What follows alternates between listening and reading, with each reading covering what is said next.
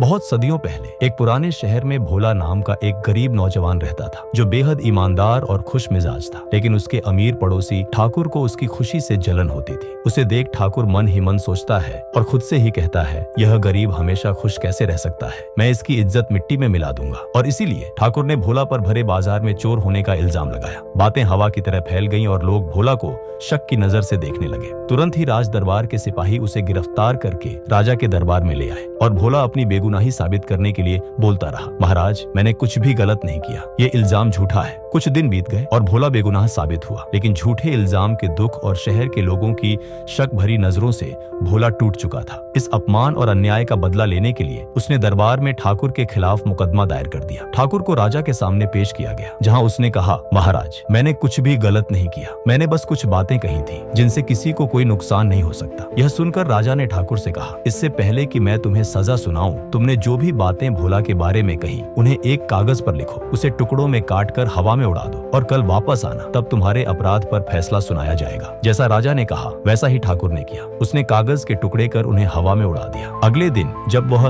दरबार में पेश हुआ तो राजा ने उससे कहा, तुम्हें वे सभी कागज के टुकड़े ढूंढ कर लाने होंगे जो तुमने हवा में उड़ाए थे। ठाकुर ने घबराकर जवाब दिया, यह तो मुमकिन नहीं है महाराज, मैं ऐसा नहीं कर सकता। हवा ने उन टुकड़ों को पूरे शहर में फैला दिया होगा। यह सुनकर राजा गंभीर स्वर में बोले, बिल्कुल वैसे ही जैसे तुम्हारी बातों ने भोला की इज्जत को हवा में उड़ा दिया, उसे वापस लाना नामुमकिन है। यह सुनकर ठाकुर की आंखें खुल गईं। उसने भोला और पूरे दरबार से माफी मांगी और फिर राजा ने कहा, शब्दों का वजन समझो, जो एक बार जुबान से निकल जाए उसे वापस लाना नामुमकिन होता है।